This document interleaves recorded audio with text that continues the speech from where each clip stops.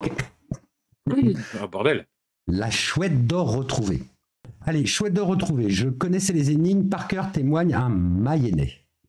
Quelques jours après la découverte de la chouette d'or à l'issue d'une chasse au trésor mythique, le 3 octobre 2024, le Mayennais Tony Bonnet est impatient de connaître la solution. Il a cherché la rapace pendant des années au point de connaître les énigmes par cœur. Ah ouais. Le chasseur au trésor Tony Bonnet a acheté le livre sur la trace de la chouette d'or l'année de sa sortie en 1993. Je ne pensais pas qu'en achetant ce livre en 1993, la solution serait trouvée 31 ans plus tard. 31 ans. Concède Tony Bonnet. Le Mayennais fait partie des milliers de chasseurs de la chouette d'or, retrouvé le 3 octobre 2024, plus de 11 000 jours après avoir été enterré. Selon lui, cette découverte était mythique, un moment important dans l'histoire de la chasse au trésor. Tony Bonnet étudiait l'informatique quand l'ouvrage sur les traces de la chouette d'or, écrit par Régis Hauser, alias Max Valentin, a été publié. Je l'ai vu à la télévision, chez mes parents, je l'ai acheté d'occasion, et je me suis... 3 petits points, on ne saura jamais qui l'a fait. Pour débloquer l'article, abonnez-vous. Ouais. Je t'ai envoyé en MP la vidéo de Fabien Olicard sur la chouette d'or. Bah voilà, parfait. En plus, oui, mais c'est la vidéo à date d'il y a 1 an et qu'elle n'est pas retrouvée. La vidéo de Fabien Olicard, elle date de 2 ans. Il te réexplique toute l'histoire de la chouette d'or. Ça peut être sympa. Maintenant qu'on sait qu'elle est retrouvée, on verra après. Mais oui. Alors, je vais récupérer le petit lien. Tu bouges pas, je me remets en main cam. Coucou. Tu te mets en main cam, donc en main coon. Qui coûte très cher. Oui, merci Greg. Tu te calmes. Alors, bouge pas. Boum. Cinéma. Waouh. Grand écran. Fabien Olicard, tout le monde le connaît. 1 heure. 1 heure, on est bien et on s'arrête. Parfait. Allez, let's go. N'est-ce pas? Mardios, tu vas encore voir des gens qui regardent des trucs? Qui a été lancé en 1993 par un dénommé Max Valentin. C'est un livre de 11 énigmes. On découvrira plus tard qu'il y en a une 12e cachée, mais qui permet de trouver un emplacement précis en France. Oui. Où se cache une chouette d'une valeur de 150 000 euros. 1 million de francs. Oui, c'est ça. C'est qu'on est en 93, donc on est en francs. Donc c'est 1 million de francs à l'époque. Donc elle vaut plus de 150 000 euros en vrai aujourd'hui. Ou est-ce qu'ils ont donné, est-ce qu'ils ont gardé la chouette et qu'ils ont donné une somme d'argent? Est-ce que c'est juste symbolique? On va voir. Normalement, en fait, ils devaient trouver une chouette. Les gars trouvaient une chouette, une copie de la chouette en or. Ouais. Et après, ils devaient aller voir un huissier de justice qui lui remettait la chouette en or. D'accord, ok. Salut! Ces dernières années, j'ai par 2 fois abordé le sujet de la chouette d'or dans mes vidéos. Une chasse au trésor mythique, la plus longue, la plus mystérieuse, qui reste encore à ce jour non résolue. Mais des éléments nouveaux m'ont donné envie de réaliser mon premier documentaire complet sur un sujet, celui d'une vision qui a fait fantasmer tout le monde et dont des zones restent encore un peu sombres. Avec notre équipe, on a pu rencontrer le co-créateur de la chouette d'or, on a pu voir les tableaux originaux qui ont servi à illustrer la chasse, explorer des pistes et j'ai même pu tenir la si recherchée chouette d'or dans mes mains. La vraie de vraie. Non, j'ai pas trouvé la chouette. Je remercie par avance toute mon équipe de chez Sherlock's Mind et de chez Curious, ainsi que Julien Alvarez des éditions du Trésor, Michel Baker qui est le co-créateur de la chouette d'or, ainsi que le domaine de la Pierre Ronde qui nous accueille pour ce tournage. Bref, toutes ces personnes sans qui ce documentaire n'aurait pas pu voir le jour. Plus de 12 mois de travail, mon plus gros projet de vidéo, bienvenue dans l'histoire vraie et complète d'une chouette en or. Sympa. Ah ouais, franchement, en plus, Olicard est très doué dans cette... Ouais, j'aime bien. Je connais pas trop l'homme, mais de ce que j'ai vu, son contenu a l'air d'être vraiment sympa. Personnellement, je l'ai vu ouvrir des boîtes secrètes. Mais quand je te parle de boîtes secrètes, les mecs qui fabriquent ça, c'est des génies, quoi. Alors que lui, il les ouvre, c'est cool, mais les mecs qui les ont fabriqués, quoi. Wow. Ouais, les espèces de cadenas et tout. Ah ouais, c'est impressionnant. C'est impressionnant. Attends, je vais remettre mon chat Kik. Excuse-moi, Kik. Bonjour, Mardios. Merdios, s'il te plaît. Oui, excuse-moi. Oh merde. La chouette d'or, en fait, c'est d'abord un auteur d'énigmes, Max Valentin. Bon, c'est un pseudonyme, hein, c'est une personne qui avait rédigé ces énigmes et qui cherchait un sponsor pour financer le lot. Donc ces énigmes, il dit les avoir rédigées vers 1978. Donc ça date vraiment. Et puis pendant un paquet d'années, une quinzaine d'années, il s'est gardé un petit peu ses énigmes et sa chasse sous le bras en cherchant un sponsor pour financer un lot d'ampleur. Cette chasse au début, elle aurait dû s'appeler l'œuf d'or quelque part, parce que le lot devait être un œuf. C'était l'œuf du père Méhu, mais il n'avait pas trouvé le sponsor pour financer ce lot-là. Alors depuis qu'il est décédé, on connaît sa véritable identité. Et donc on sait aujourd'hui qu'il s'appelle Régis Hauser. Il avait effectivement utilisé ce pseudonyme Max Valentin pour éviter des désagréments qu'on imagine, hein, de chercheurs qui voudraient confronter leurs solutions, ou en tout cas même lui soutirer les solutions. Donc il avait utilisé ce pseudonyme, donc il gardait un vrai secret sur son identité. Il travaillait dans la communication et le marketing. Il avait travaillé pour des entreprises, qu'il avait organisé un petit peu des jeux de piste, des chasses au trésor, et que c'est comme ça que lui était venue un peu cette idée de faire une chasse, ça plus inspirée évidemment de Masquerade. Le Masquerade, c'était une chasse au trésor qui a été lancée en Grande-Bretagne par un dénommé Kit Williams. C'était un peu la première chasse au trésor de ce genre. Elle a été lancée en 1979 et donc il y avait un lièvre en or enterré, un livre, des illustrations et la résolution de ces énigmes permettait de trouver l'emplacement. Donc c'était un petit peu le précurseur dans ce domaine-là. Et donc la Chouette d'or qui a été sortie une dizaine d'années après, clairement, c'est inspiré du concept. Pas forcément du type d'énigme, en tout cas, c'était la même logique. Très clairement, il avait vu un petit peu le potentiel ou l'intérêt de faire ça. En France, ça n'avait jamais été lancé, donc il a été vraiment... il s'est inspiré de cette idée qui était une... Du coup, il n'y a eu que The Masquerade et la Chouette d'or. Je veux dire, c'est pas un truc qui a été exporté à travers le monde et qui est revenu en France.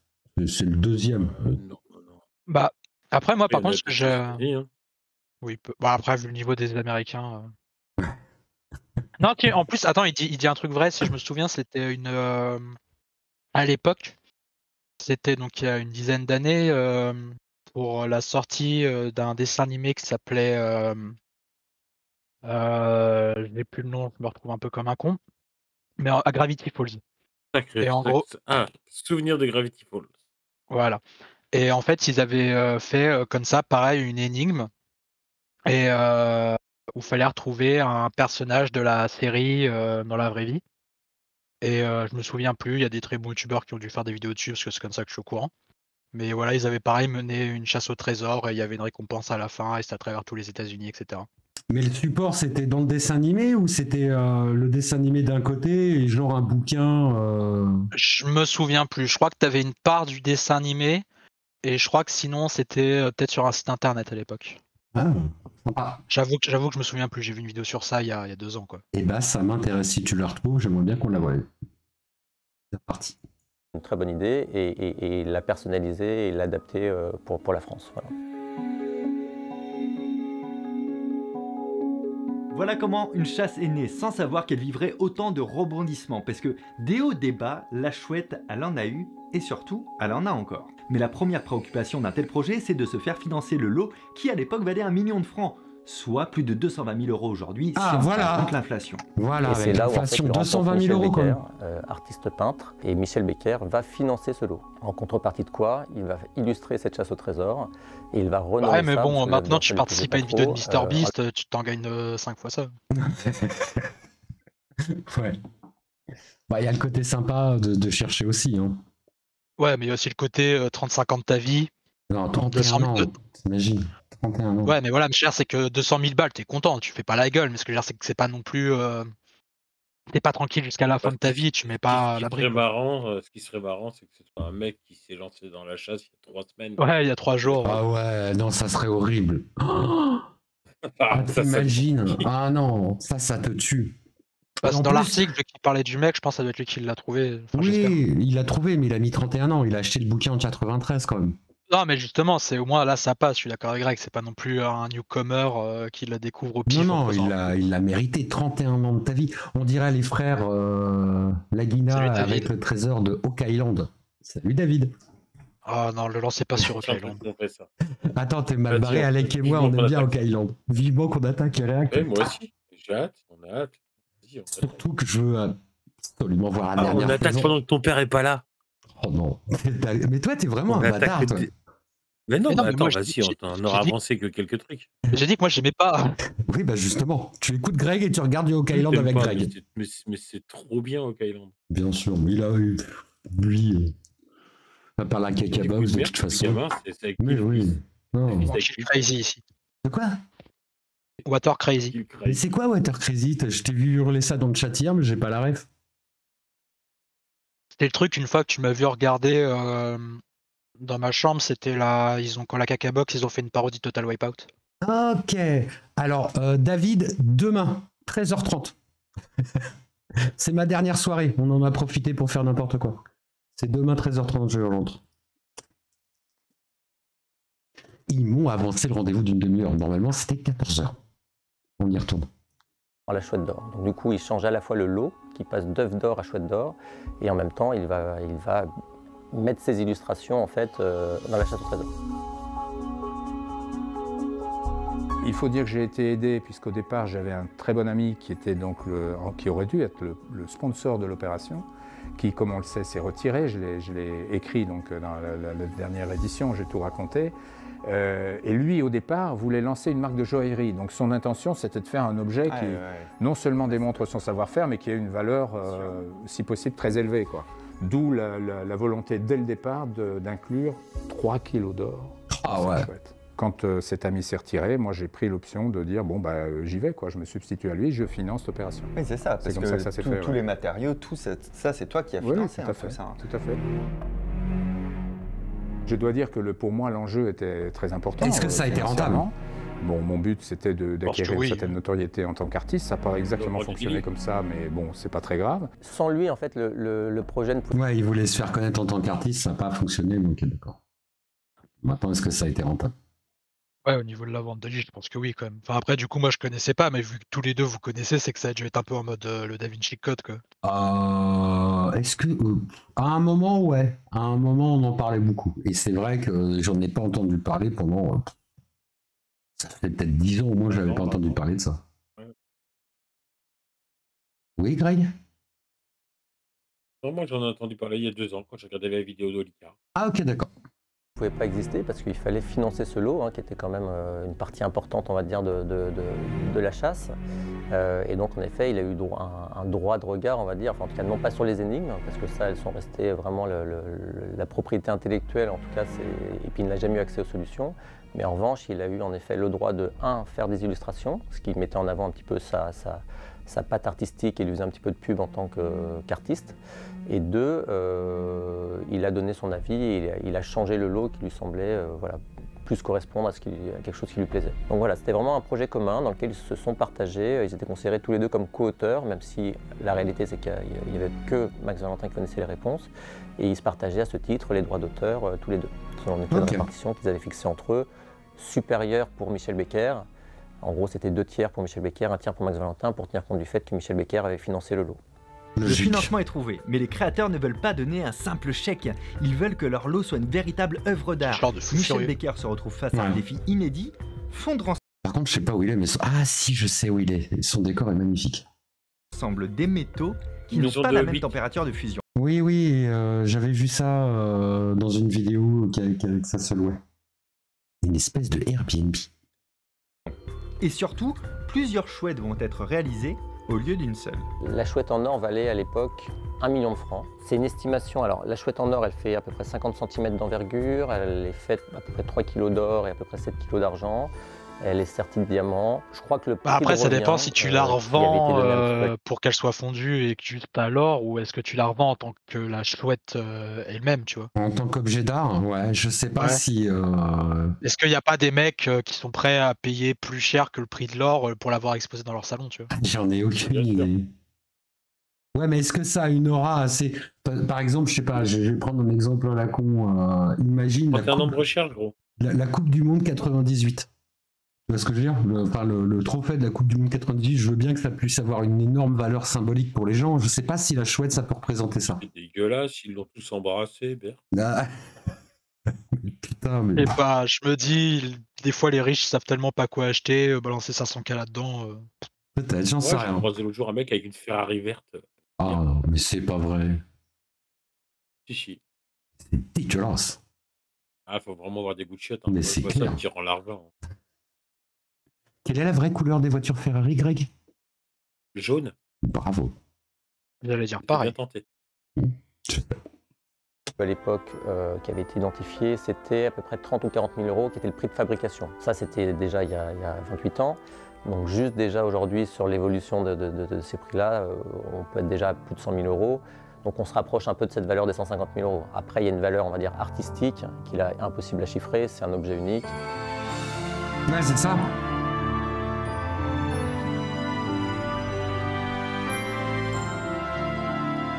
Je la trouve moche, franchement. Pardon? Je la trouve honnêtement pas très jolie. Bah, ouais, c'est vous clair. voulez pas gazer parce que c'est de l'art et c'est compliqué de juger de l'art, surtout que j'ai certainement un avis. Non, mais le côté de merde. inestimable de l'objet unique, je suis désolé. Hein, mais moi, ouais, j'ai pas envie de foutre ça dans mon salon, quoi. Après, je suis pas millionnaire, c'est peut-être ça. Je pense aussi. Donc des chouettes, il y en a 3 au total. Oui, il y en a 3. Toi, tu en as créé 3. J'en ai créé 3. Alors, la véritable raison de tout ça, c'est que celle-ci ne devait jamais, à l'origine, sortir d'un coffre de banque où elle devait rester jusqu'au terme de l'histoire. Bon, entre nous, ça aurait été dommage parce que quand on avait décidé ça, c'était pour 3-4 ans, 5 ans peut-être. 27 ans après, on aurait regretté de jamais l'avoir. Mais bon, il était prévu qu'elle ne soit jamais montrée au public, ni en public. Et donc, j'avais fait 2 bronzes. Un destiné à être enfoui, à l'emplacement de la cache, la contre-marque, la contre-marque. Et le second qui était destiné à montrer au cours d'exposition, à la presse, etc., pour voir quelle était la taille, comment était foutue la chouette d'or. Invité sur des plateaux télé. Voilà, exactement. Exactement. Parce que c'est un défi technique en plus, la chouette d'or, à réaliser l'alliage entre l'or et l'argent du coup. Que de l'or, ça va bien, mais là, il n'y a que 3 kilos d'or, donc ça veut dire que c'est le dessus des ailes, on peut la tourner d'ailleurs. Hein. On peut aussi, on n'est pas obligé de l'avoir toujours. Ça, c'est l'angle qu'on a l'habitude de voir sur les couvertures et tout. Donc sur les ailes, de dos, elle est plus jolie, mais ça fait souvent ça. 1,5 kg de chaque côté, c'est des pièces en or qui ont été soudées sur la chouette en argent. Celle en argent, elle a été faite avec les mêmes moules que le bronze, en argent massif. Ensuite, on dirait que la pliure d'elle, elle n'est pas la même. Dans le bronze comme dans l'argent, en fait, il y a un petit noyau creux à l'intérieur, mais pas énorme. Et donc, l'orfèvre a enlevé de la matière d'argent donc sur le dessus des ailes et a ressoudé les pièces en or. Et la prouesse, c'était d'arriver à souder 2 métaux qui n'ont pas la même température de fusion. Donc, ça a été des soirées compliquées. Avec 300 grammes d'or, j'aurais pu avoir exactement le même résultat visuel. Ouais. J'étais pas obligé de mettre autant de matière, de faire les choses aussi soigneusement. Mais la première victime, entre guillemets, de cette chasse au trésor, c'est moi. C'est-à-dire que quand il a été question de faire un trésor, dans mon concept personnel, dans mon inconscient personnel, dans tout ce que j'avais gardé de Stevenson, etc., un trésor, nom de Dieu, ça doit peser son poids d'or, sinon c'est pas un trésor. Ça veut dire que j'ai... franchement, à ce compte-là, je préfère un coffre plein de pièces d'or. Mais c'est peut-être mon côté pirate. Non, mais non, je suis d'accord. Un putain de lago aurait très bien fait l'affaire pour moi. Mais sur le principe, je suis d'accord avec lui. Faut que ça pèse, quoi. Je pense qu'ils ont, au-delà de l'objet, ils ont surtout visé un montant. Je pense que le montant à l'époque, surtout que, enfin, une fois de plus, il y a l'inflation, quoi. 1 million de francs, c'est pas 150 000 euros d'aujourd'hui, quoi. Ça représentait bien plus, quoi. Quand t'avais 1 million, quelque chose, quoi. Et effectivement, pris ce parti-là. Même pas une maison. 150 000 balles aujourd'hui, ça reste une belle somme d'argent, c'est pas le problème, mais. Mais c'est ce que je disais tout à l'heure, c'est que tu te mets. Tu prends un appart. Bah tu te mets pas à l'abri, quoi. Non, tu te mets pas à l'abri, tu prends la. Alors qu'une vidéo de MrBeast, 1 million, tu peux te mettre à l'abri. Franchement, tu prends une petite voiture un peu sympa en ce moment, un peu hybride, t'as vite fait de claquer 50 000 balles, quoi. C'est. Alors qu'à l'époque, une voiture sympa. 100 000 francs, déjà, c'était bien. C'est là, ouais, c'était déjà énorme. Mais on partait sur 1/10 d'un million, alors que là, on part sur quasiment 1/3 d'un million, enfin 250 000 euros, quoi. Mais en tout cas, c'était une démarche complètement, presque suicidaire, je dirais, d'une certaine manière, quoi. J'ai tout mis dans la balance pour voir ce que ça allait faire. C'est une forme d'aventure. C'est un putain de parieur, quand même, le mec, hein.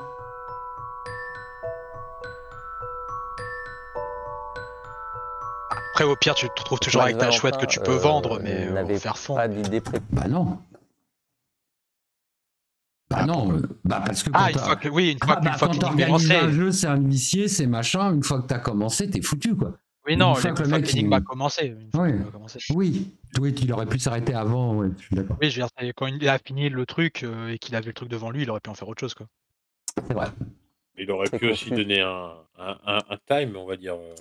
Oui, il aurait pu dire au bout de 10 ans, allez vous faire enculer, quoi. C'est vrai. C'est vrai qu'il a été jusqu'au bout aussi. Il y en a quand même un des deux qui est mort qui n'aura jamais su si quelqu'un a trouvé ses énigmes, quand même. Bah, d'un côté, c'est plutôt la classe. C'est en mode... c'est tellement fort que... J'aimerais bien... bon, là, on va... Je sais pas si Fabien Olicard va l'aborder, mais j'aimerais bien voir la complexité des énigmes. Ouais, au moins une, je suis assez Au moins d'accord. une, tu vois. Qui me disent, voilà... Il en parle? Il en parle, ouais. Ok, cool. Bah, tu sais, sur l'illustrateur. C'est c'est son truc, en fait. T'es vraiment sourd. Hein. Fabien Olicard, les énigmes et tout ça, donc... Je suis sourd et vieux. Que ça non, mais apparemment, c'est moi, d'après l'enfant. Moi, je pense que c'est... Moi, j'espère juste que c'est pas les énigmes chiantes avec plein de mathématiques. Parce que pour moi, dès que dans tes énigmes, commence à y avoir vraiment... Tous mes poils blancs, je sens le parmesan. Qui suis-je? Ok. Ok, Père Fouras. Je suis le père fourré. Non, 3 semaines, c'est définitivement trop court. Il faut que je parle à mon psy, toi. Et au kinésithérapeute et au mec de la piscine. Je vais parler tout le à tout le monde, de toute façon. Ça va être déformé, tout ça. Ouais. Il avait prévu en fait de donner des instructions à un illustrateur, donc il y avait un cahier des charges avec les caractéristiques des visuels qu'il souhaitait, mais ces caractéristiques elles étaient assez succinctes, en général elles se résument sur une ligne ou deux maximum. Au moment où ça me dit rien du tout quand je regarde les visuels, j'étais moi-même dans une histoire de trésor, c'est-à-dire que ne connaissant pas les solutions des énigmes, je me suis finalement laissé porter par les énigmes. Je les ai lus en laissant mon imaginaire finalement fantasmer dessus, sans trop chercher ce que ça m'évoquait. J'ai librement peint en fonction de ce que je ressentais par rapport au texte lui-même. Ce qui fait que les visuels, franchement, il a beaucoup de crayons, je trouve, quand même. Encore très différente de ça. Tu vois, c'est là que je suis nul. Ouais, moi, j'ai pas... Non, mais attention, j'ai pas fait les beaux-arts non plus, mais je dis pas que c'est bien, mais je dis que personnellement, j'aime ou j'aime pas. Personnellement, j'aime bien. Ok. Des énigmes. Là, j'ai vu Excalibur et Indiana Jones, donc je pense que la solution, comme vous verrez tout à l'heure, se trouve en la Germanie. chouette en bronze est prête, la chouette d'or va pas tarder à être achevée, il est temps d'enterrer le précieux trésor. Et ça, c'est le boulot de Max Valentin, qui va partir seul, en pleine nuit, à 3h du matin. Mission de merde.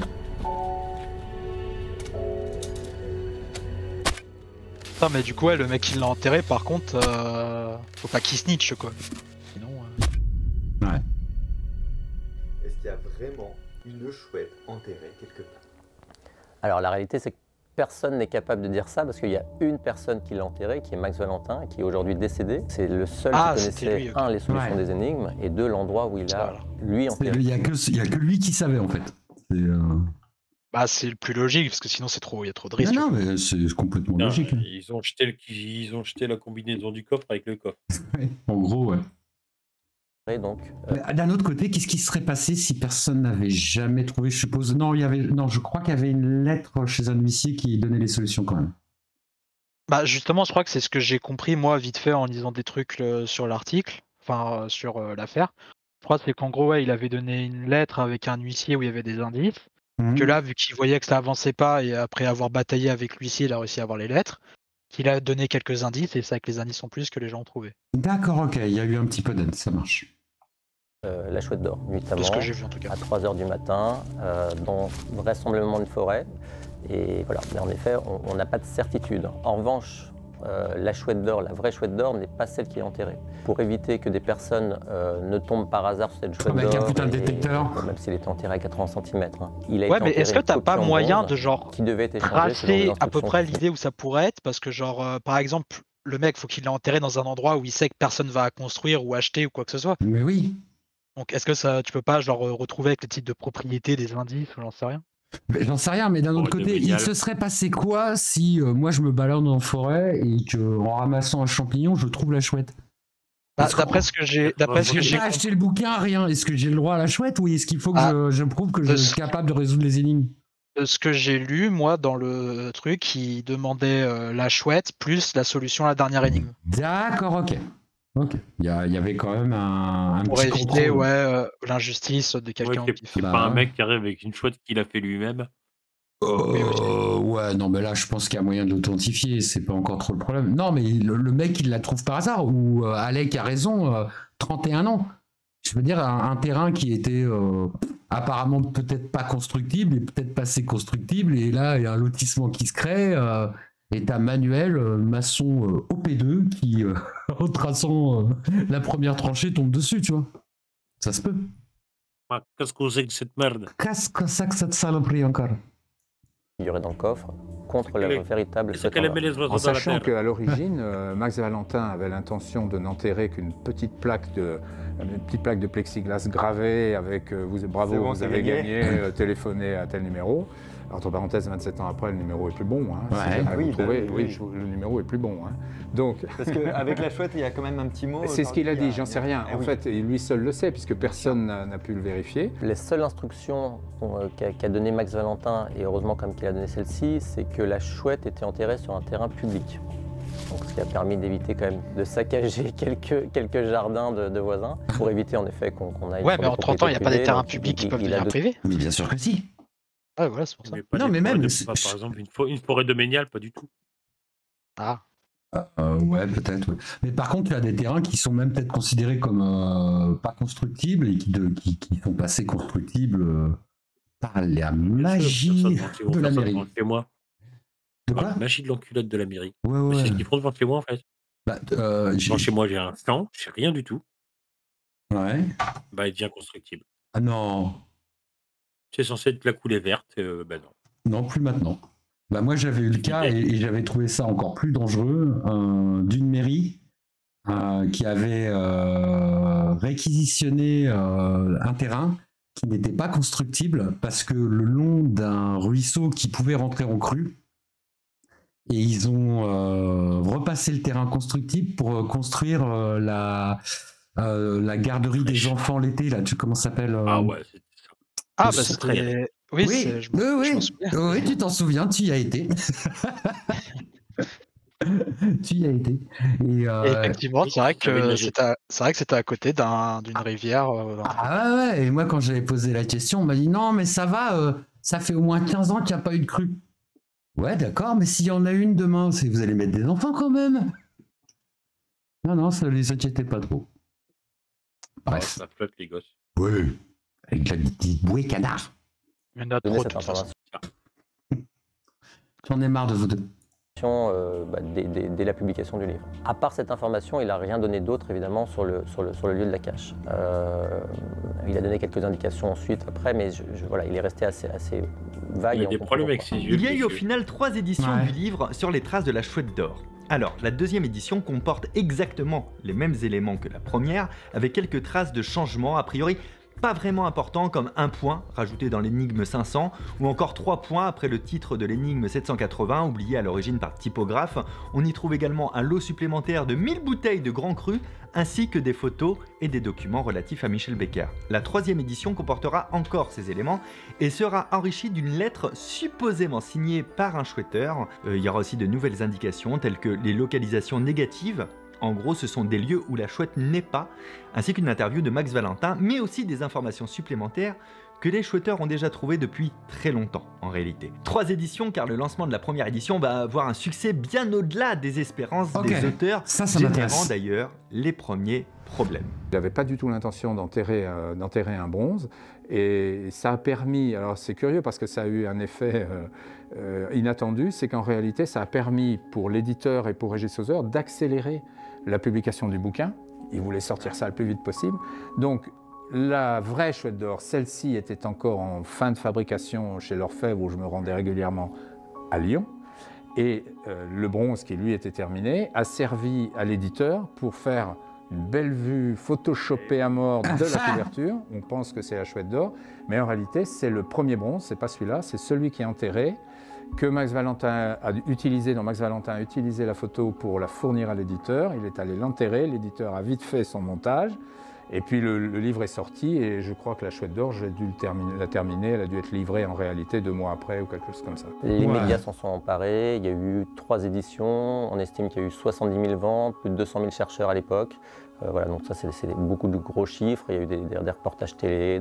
J'ai aucune idée de ce que ça représente, 70 000 ventes. Cette ampleur et encore aujourd'hui, vu qu'elle n'a pas encore été trouvée. Je suis un peu d'accord. Toi, tu le dis comment? Tu dis c'est incroyable, tu croyais qu'il y aurait ce retentissement-là au départ ou pas? J'y croyais il y a sans David Bancoin, il va popper dans pas longtemps. Salut Gunnar. Et quand ça a démarré, curieusement, mais bon, avec une certaine logique quand même, moi je suis resté dans mon quotidien et je m'étais un petit peu... j'ai laissé la main à Max Valentin en me disant c'est l'homme de communication, il va s'occuper de tout ça. Quand il y aura des interviews, il me dira voilà, tel jour tu as une interview. J'ai un peu laissé faire. C'est à ce moment-là que Max Valentin va commencer à changer son rapport à la chasse ou bien justement à l'affirmer. La figure emblématique, très rapidement, c'est devenu Max Valentin. Max Valentin répondait quotidiennement aux questions des chercheurs sur le Minitel. Donc, questions qui portaient évidemment sur les énigmes, sur les... Messieurs, dames, le Minitel, technologie française, fierté, le TGV. Visuel, sur la construction de la chasse, parce que c'était lui le concepteur de la chasse et des énigmes. C'est vrai qu'en termes de temps de parole, entre 110 000 nadites, des... Vas-y. Le bouquin, alors le premier coûte 89 € sur eBay. Oui, mais c'est parce que c'est avec les gens. À combien ça se vendait à l'époque, quoi? Je voudrais bien savoir, parce que là, je vois le dernier, il a 124 €. Le deuxième, il a 185 € sur Rakuten. Oui, mais ça, c'est juste des gens qui revendent leurs trucs. Ici, tu cherches... Et si tu cherches le prix du bouquin en francs à l'époque, tu as un résultat ou pas du tout? Je cherche, j'en vois à 400 balles d'occasion. Non, mais à l'époque. Attends, moi je cherche. Je remets lecture pendant que je cherche. Mais non, pas Amazon. Amazon n'existait pas, Greg.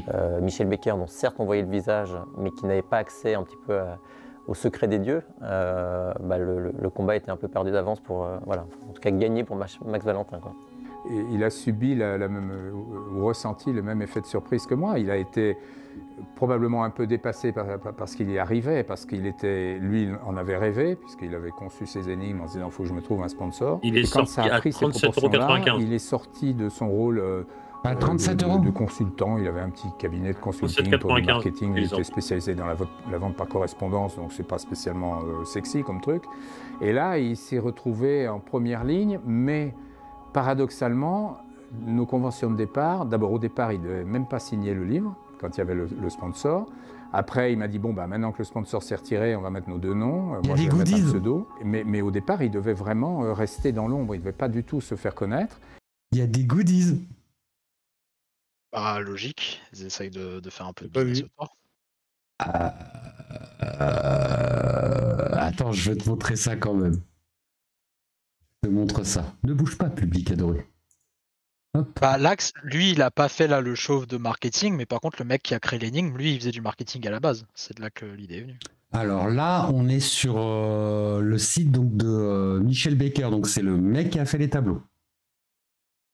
Donc sous le sceau du secret, donc c'est pas celui-là, je pense, le livre. T'as une plume collector à 12 €, la réédition de la carte de France, ok, à 7 €. Un marque-page, 15 €. Les cahiers secrets, 40 €. La petite chouette en bronze, que canon, 200 balles. Tout ça, ça reste raisonnable. 17,95 la petite carte. Encore une autre petite carte. Elle est différente. Ah, il y en a une qui est en anglais. Après, là, c'est que les produits populaires. Ouais, oui. Mais moi, c'est les nouveaux produits qui m'intéressent. Alors, l'illuminescent, 15 000. Personnellement, peut-être la cathédrale. Vas-y, cash, prends direct. Attends. On peut payer en PayPal? Attends, j'attends que les gens envoient les subs. Qu'est-ce qu'on a d'autre? Autant il y a des goodies que je trouve plutôt qualitatives et peu chères. Par exemple, cette plume collector m'a l'air de bonne facture et je trouve ça pas cher. Un marque tapage, mec. Ouais, un marque tapage, ouais. Mais tous les nouveaux produits, fais voir ce qu'on a d'autre. Ah non, c'est que les 2 seuls nouveaux produits. Voilà. Tout le reste. Nouveaux produits, s'il arrive à vendre les 2 nouveaux... S'il arrive à vendre les 2 nouveaux produits, il ramasse quand même 18 balles, donc c'est bien. Ouais. Donc on a dit en gros 200 balles. Tu m'as dit 37 €. Ouais, c'est ça, 200 francs. Ouais, on va dire 200 francs. 200 francs multipliés par 70 000. Non, mais là, 35 €, c'est le site, il le vend sur son site. Enfin, c'est le prix, il le vend sur son site. Oui, mais je me dis que 200 balles pour un bouquin de l'époque, ça me paraît pas délirant, Alec. Ah ouais, à l'époque. C'est le prix qui est à la sortie.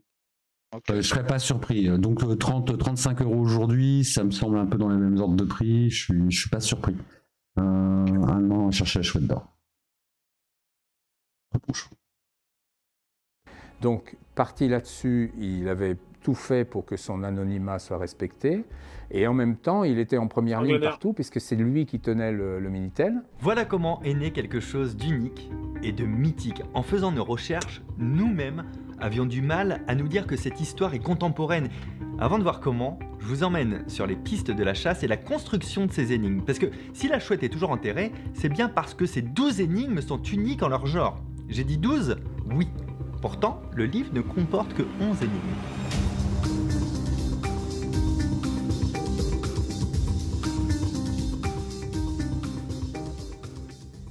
Dans la première partie de ce documentaire, nous sommes restés en 1993. Dans cette partie, nous allons évoluer de 1993 à 2009 pour comprendre comment les énigmes sont construites, pourquoi cette chasse a une durée record et surtout pourquoi la chouette s'est retrouvée saisie.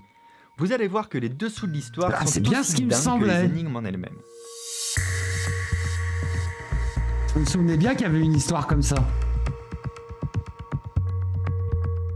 C'est quoi déjà les différentes chasses au trésor qui existent? Le principe, c'est toujours le même, c'est que tu dois enterrer quelque part un trésor et tu dois pouvoir, avec un certain nombre d'énigmes en nombre limité, permettre d'identifier cet endroit précis. La phrase finale, c'est ce que tu dois pouvoir la cacher, la camoufler dans clé, par exemple. Dans la chouette, il y a 11 énigmes, 12 énigmes, il y a une 12e cachée. Alors, en plus de ça, tu peux rajouter, ce qui est le cas dans la chouette, des fausses pistes. Parce qu'évidemment, si le chemin est trop clair et trop visible, tu vois tout de suite où on t'emmène et tu peux même quasiment passer directement à la dernière étape. Il y a ce qu'on appelle des bypass, donc des façons de chanter, de passer au-delà de ce que le créateur d'énigmes a fait. Et donc le but, c'est de pouvoir justement mettre un petit peu de flou et un petit peu de confusion dans tout ça, sinon c'est trop simple, trop rapide. En général, dans une énigme, on oppose plusieurs choses. Déjà, il y a des énigmes, on va dire, littéraires. Donc, comme son nom l'indique, c'est des phrases, des mots, je m'endors au coucher du soleil. Exactement, la grande dame de fer pour décrire la tour Eiffel, bref, ce que tu veux. Toi, tu peux en effet, donc c'est des choses un petit peu plus voilà, donc littéraires. Tu as des énigmes plus visuelles. Donc dans la chouette d'or, à chaque fois tu avais un visuel, un texte qui est la partie de gauche, et donc l'énigme en fait, et un titre, et l'énigme en fait était la réunion de ces trois composantes. Mais tu pourrais très bien envisager une énigme qui se fait uniquement sous la forme d'un dessin. On a à la fois des éléments visuels, des éléments de texte, et dans le texte on distingue en général deux choses, des éléments crypto, donc des petits textes un peu codés avec des chiffres, des formes, des choses comme ça, des symboles, et puis des choses plus interprétatives. Comment on peut camoufler ces éléments dans des énigmes? Ces éléments qui sont tellement précis que si on les voit, on les identifie.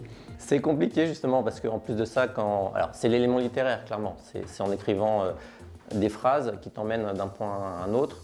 Le problème de ces phrases, c'est que par définition, il y a des mots qui viennent habiller tout ça, qui n'ont pas de lien direct, on va dire, avec l'énigme, avec le propos, quoi. Donc toute la difficulté, c'est d'extraire ce qui va être, on va dire, du décorum, de façon un peu générale, que ce soit dans les visuels ou dans les textes, et tout ce qui va être vraiment utile à la résolution, quoi. Et de réussir à mettre tout ça dans le bon ordre aussi. Exactement, il peut y avoir un sujet d'ordre. Donc en fait, là-dessus, il y a des chasses qui sont linéaires. Donc tu pars d'une énigme 1, 2, et tu dois les suivre dans un ordre bien précis. Et tu as des chasses qui sont plus un peu à la façon d'un puzzle. Tu commences un petit peu où tu veux, tu assembles les pièces. Et à un moment, l'image se forme. Est-ce que tu peux nous présenter les énigmes de la chouette dans les grandes lignes? Écoute, on va commencer déjà par les remettre dans l'ordre. Donc la chouette d'or est une chasse linéaire, il faut résoudre les énigmes dans un certain ordre. L'ordre t'est donné par une énigme. Donc on va les regarder ensemble. Ah oui, d'accord, c'est pas l'ordre dans lequel elles sont dans le livre, et tu comprends dans une énigme qu'elles ont un ordre de résolution. Tu vas te rendre compte pourquoi. Toutes les énigmes donc, ont une petite chouette un petit peu colorée, comme tu peux voir. Sauf une, cette énigme-là, tu te rends compte qu'elle a un petit côté évidemment à part. Elle n'a pas la petite tête de chouette ici. Et donc cette énigme qui est censée, donc celle qui te donne l'ordre en fait des énigmes impaires. Donc elle te donne la première, la troisième, la cinquième, etc. Si tu regardes en fait, chaque énigme a une tête colorée et un petit chiffre en dessous. Oui. Le petit chiffre en dessous, ce sont des longueurs d'onde. Des couleurs correspondantes aux couleurs. Et ensuite, il faut trouver donc la longueur, enfin, il faut trouver la couleur qui correspond. La couleur, voilà, puis l'ordre des énigmes 2, 4, 6, 8 et 10. Et donc, est-ce qu'il y a une cohérence dans l'évolution des couleurs sur un spectre ou... Alors exactement, si tu regardes sur le visuel, tu as un arc-en-ciel. Exactement. Donc là, ça a quand même pris plusieurs semaines, plusieurs mois pour un certain nombre de chercheurs pour juste trouver ça. Donc en fait, il faut que tu te bases sur ce qu'on appelle un cercle chromatique. Donc tu as en fait toutes les couleurs du spectre visible. Ouais, nous on s'en sert en communication parce qu'on sait très bien que ça se marie très bien les opposés visuellement. C'est parfait parce que c'est exactement comme ça que c'est construit. D'accord. En fait, il faut prendre les couleurs complémentaires. Ah ok. D'accord, pour les chiffres pairs. L'énigme numéro 2, tu vas sur le rouge. Exactement, l'énigme numéro 2 en fait rouge, aura une couleur magenta. Complémentaire, donc il faudra trouver l'énigme, c'est la 780 qui correspond en effet, donc qui est quelque part ici.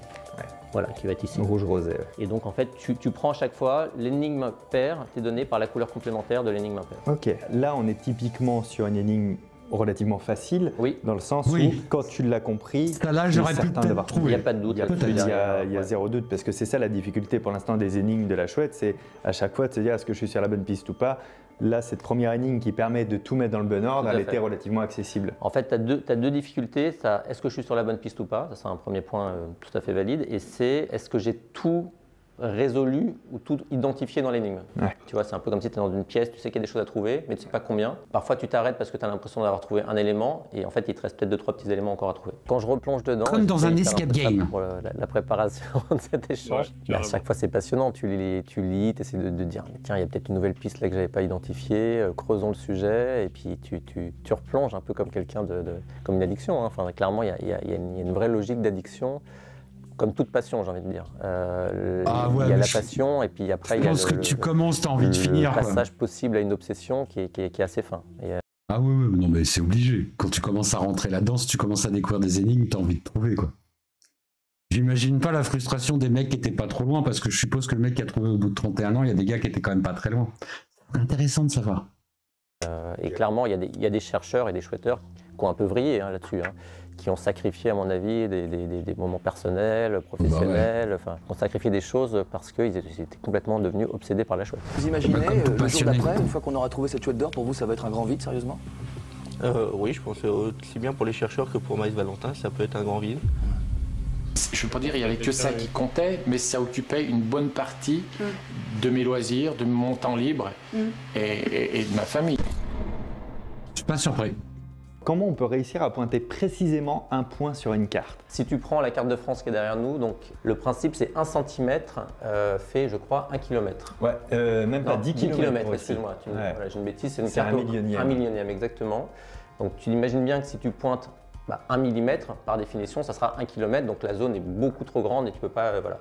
Si tu prends les cartes un petit peu plus détaillées, cartes de rando. C'est les cartes de rando, voilà, c'est 1/25 millième, donc cette fois 1 cm égale à 250 mètres.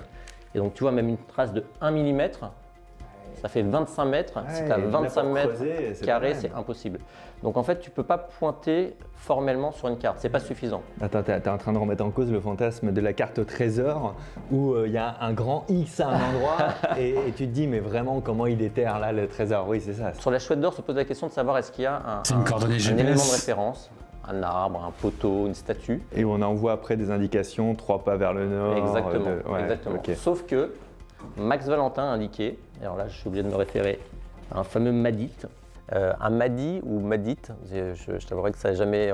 L'Académie française ne s'est pas prononcée sur le sujet, c'est la contraction de Max. Bonsoir Cupcake. On estime qu'il y a eu plus de 110 000 à peu près Madites, donc Max Adi, et il y en a à peu près 37 000 qui ont été, on va dire, enregistrés et qui aujourd'hui sont disponibles sur Internet.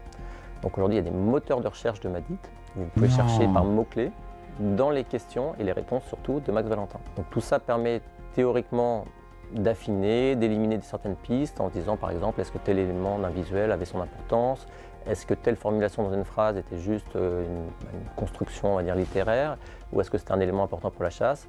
Et Max Valentin devait normalement un petit peu recentrer un peu les choses dans ses réponses. Sur 110 000 réponses, possiblement, il a pu se tromper. Donc, de temps en temps, il se contredisait. Donc les gens lui faisaient remarquer. Donc il ne faut pas non plus surinterpréter. Le problème, c'est qu'une réponse, si je vous demande, enfin, la question qui était posée à Max Valentin était tel élément est-il important pour la chasse, et qu'il répondait no comment, bah, ça pouvait vouloir dire à la fois que c'était possiblement intéressant, comme ça n'avait rien à voir, ou qu'il voulait juste pas commenter. Enfin voilà, donc après, attention à ne pas surinterpréter une réponse ou une absence de réponse de Max Valentin. Et c'est un peu le risque un petit peu de ces Madid, c'est qu'on aille au-delà de ce qu'a voulu juste répondre, ou des gens lisent au deuxième degré, par exemple, une réponse au premier degré. Donc sur ce Madid... Là, c'est un des Madid originaux. Exactement. Il indique qu'il n'y a pas de construction humaine à 50 mètres à la ronde. Donc ce qui veut dire qu'il n'y a pas de statue. Alors ça peut être en effet, alors construction humaine, donc ça exclut peut-être des arbres, encore une fois, ou des choses comme ça, mais avec l'arbre, la difficulté c'est que s'il y a une tempête... Et oui, il peut avoir une vie. Voilà, il est obligé d'avoir un repère pérenne. Donc toute la difficulté c'est comment il a pu indiquer précisément sans construction humaine à 50 mètres. Donc il y a une théorie qui est assez intéressante, qui dit que si tu croises, un peu à la façon de ce qu'on a fait ici avec des petites cordelettes, tu prends des repères assez lointains. Ah oui. Et 4 repères pardon, comme ça, te donneraient un emplacement très précis au croisement par exemple de 2 cordes qui feraient 50 mètres ou 30 mètres chacune. Donc on se pose la question sur la chouette, est-ce qu'il y a un élément un peu comme ça, d'autant plus, et on le verra après sur la carte, avec il y a des tracés intéressants sur la chouette qui font justement... Peut-être les Incas. Comme des grands X comme ça justement. Ok, ouais, c'est passionnant. Il y a une piste qui regroupe une bonne partie des chouetteurs. Elle est assez connue, on en reparlera un peu plus en détail, c'est la fameuse piste de Dabo. Dabo, c'est un petit village en Moselle qui regroupe plusieurs éléments qui figurent dans la chasse. Et donc en effet, il y a une importante partie des chouetteurs, je ne suis pas capable de le chiffrer, mais je dirais comme ça intuitivement entre 30 et peut-être 50%, qui pensent que la chouette est à Dabo. Donc c'est un village qui n'est pas très grand. Alors qu'elle était à Ivry. Nogent-sur-Marne. Surtout qu'il a dit que la communauté des chouetteurs, ça représente à peu près 200 000 personnes. Donc il dit Après, ça va fluctuer en fonction des années, j'imagine, mais... Ouais. Bah, ça date que d'il y a 2 ans. Hein. Oui. Ah, parce que c'est que je pense qu'au début, il y a dû avoir un énorme pic de chouetteurs, quoi. Oui, mais là, il dit bien qu'il y a eu 70 000 ouvrages de vendus et qu'il y a à peu près 200 000 chouetteurs. Donc, ouais, je sais pas, ouais. Pour moi, c'était récent quand il le disait. T'as peut-être raison. Je me suis peut-être surinterprété. Est devenu acquis une vraie notoriété. Si vous allez à l'office de tourisme de Dabo, de la Chouette d'Or, clairement, je pense que le personnel verra de quoi il s'agit. Ça veut dire qu'il y a 30 000 personnes qui sont passées voir le chouetteur qui n'est pas sur Dabo, village, une piste qui est quasiment unique. Alors moi, ça m'amène à parler de la fameuse 12e énigme qui serait planquée et les reliquats. Est-ce que ça a été trouvé ou est-ce que ça se cache? Ça voudrait dire quoi de les trouver? C'est quoi les enjeux de ça? Donc dans la Chouette d'Or, il y a 11 énigmes officielles. Tu arrives à l'issue des 11 énigmes sur un point précis. Encore une fois, ça fait une zone d'1 km² peut-être, c'est beaucoup trop grand. Et en fait, certains chercheurs se sont rendus compte, enfin en tout cas ont soupçonné l'existence d'une 12e énigme. Et Max Valentin, dans ses fameux Madid, a confirmé en fait cet élément-là. Rien dans les énigmes ne laissait envisager l'existence d'une 12e énigme. Je me suis dit qu'aboutissant sur une zone assez grande à l'issue de la 11e, le chercheur le plus avancé aura l'idée de revenir en arrière, vérifier qu'il n'a rien oublié. Rien n'était écrit dans le livre concernant cette 12e, mais des gens l'ont subodoré en fait en échangeant un petit peu avec Max Valentin et il a confirmé effectivement l'existence. Donc aujourd'hui, ce qu'on ne sait pas, c'est à quoi elle ressemble. Ouais. Est-ce qu'elle est littéraire? Est-ce qu'elle est graphique? Toi, à l'extrême, tu pourrais dire on peut peut-être découper des visuels, former des choses qui ressembleraient à des éléments de terrain. A priori, on sait que ce n'est pas ça aujourd'hui. Les fameux reliquats dont on parlait, ce sont des éléments qui la composent. Est-ce que ces reliquats sont des chiffres? Est-ce que ces reliquats sont des lettres, des mots? Et comment tout ça se combine? Est-ce que ça forme une phrase, encore une fois, ou pas? Et aujourd'hui, mais il n'y a absolument pas de certitude là-dessus. Et voilà, enfin, il n'y a personne qui a identifié de manière évidente, formelle, exactement, ce que peuvent être les reliquats. Alors est-ce qu'il est trop tôt? Est-ce que c'est parce que les gens ne sont pas assez avancés dans la résolution et que c'est quelque chose qui te saute un peu aux yeux quand tu arrives à la 11e? Lui, il n'appelle pas ça d'ailleurs une 12e énigme parce que ce n'est pas formellement une énigme. Une énigme, elle a un énoncé, enfin tu vois, quelque chose il appelle ça la super solution.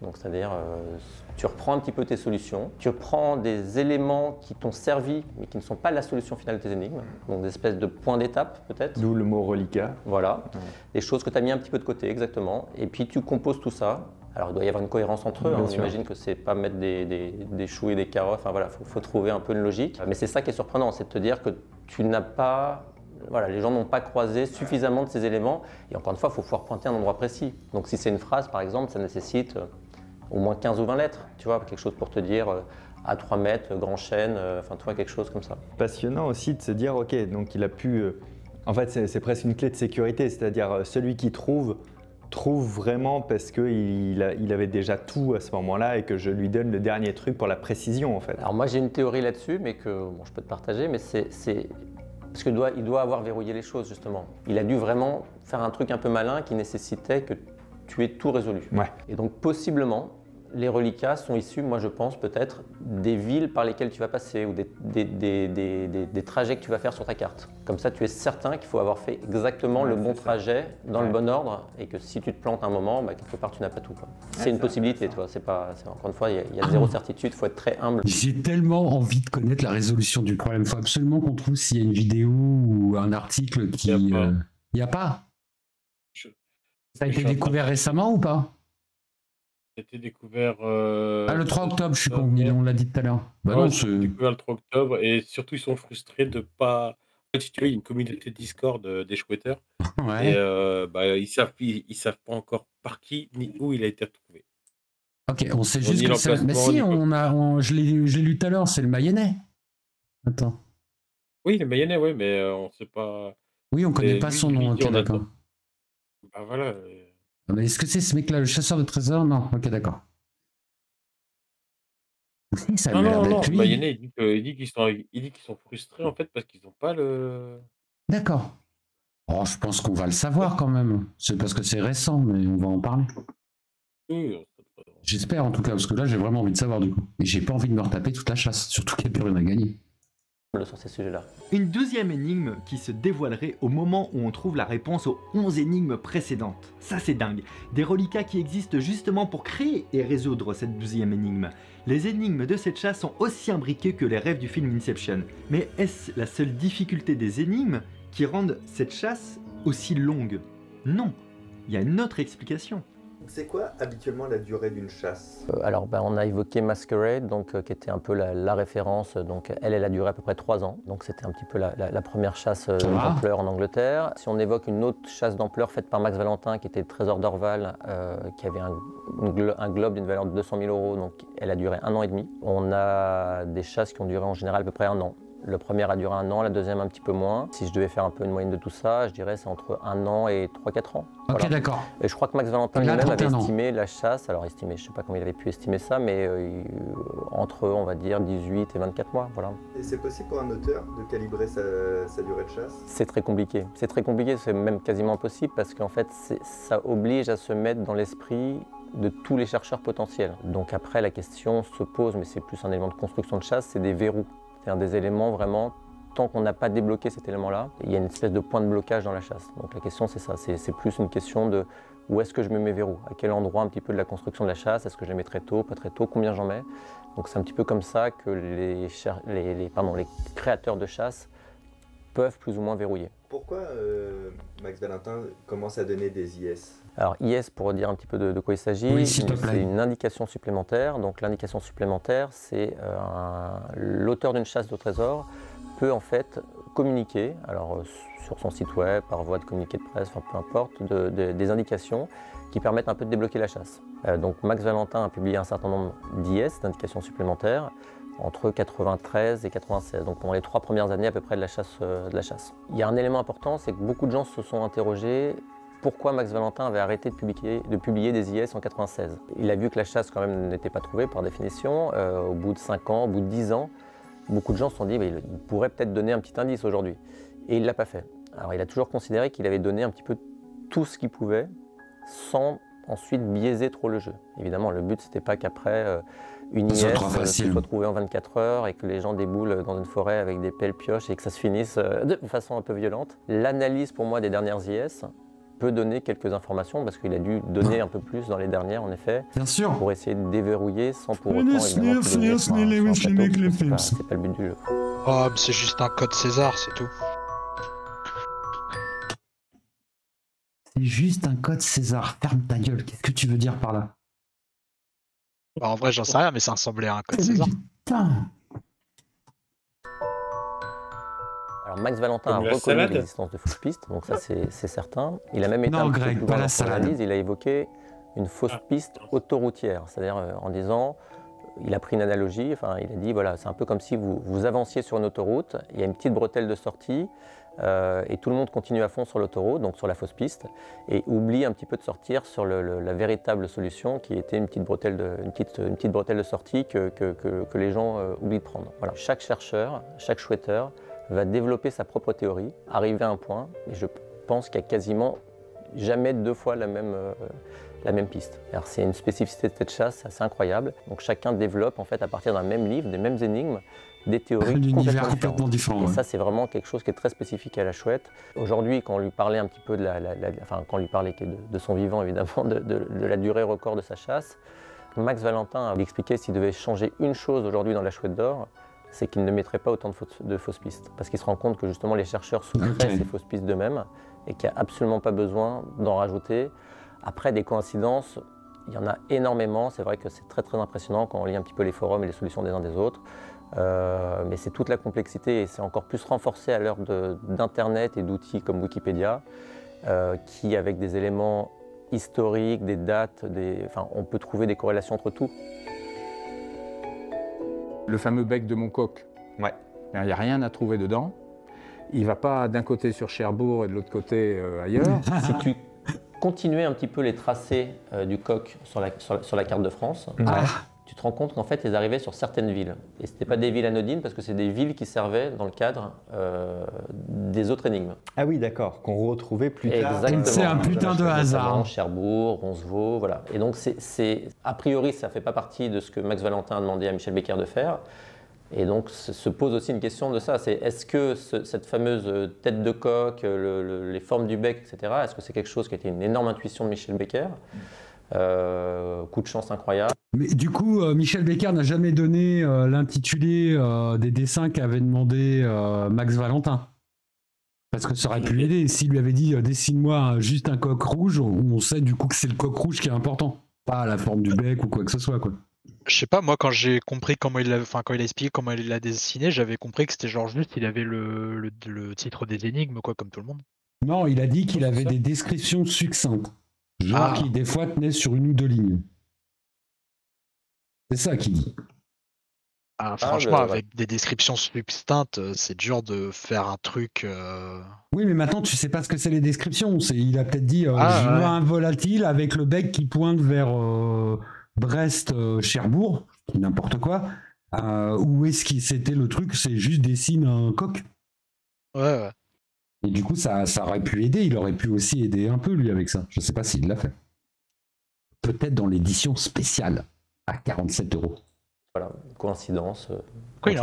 En réalité, moi, j'ai peint d'une façon très spontanée. Et après coup, les chercheurs ont commencé à poser des questions sur le Minitel à Max Valentin, qui s'était fait un devoir de répondre d'une manière civile, laissant à penser en fait aux chercheurs qu'à un moment donné, il y avait des trucs à trouver dans le bec du coq, dans le personnage sous l'arc-en-ciel ou des choses comme ça. Alors que toi, tu n'avais pas eu d'indication. Alors que moi, je n'avais eu aucun élément. C'était purement mon imaginaire ou ma gestuelle, parce que quand on peint, voilà. Mais alors où ça devient un peu vicelard, c'est qu'effectivement, on peut quand même envisager que malgré tout, le bec de Moncoq pointe quand même sur Cherbourg, d'un côté, sur Roncevaux de l'autre, et que, comme par hasard, c'est des points qui ont une existence dans le trajet des énigmes. Donc il y a des coïncidences comme ça, mais je pense qu'à certains moments, Max Valentin a surfé un peu là-dessus, on a rajouté, et probablement a généré des fausses pistes, en fait, à tour de bras, avec des visuels qui sont quand même assez complexes. La publication du fameux cahier des charges par Michel Becker en décembre 2019 ça répond à ma question. A permis de recentrer un peu le débat là-dessus. Et on s'est rendu compte que finalement, il y avait assez peu de choses dans un visuel. Pour chaque visuel, à peu près, ça reposait sur 1, 2, 3 éléments maximum. Donc c'était une ligne en général de cahier des charges.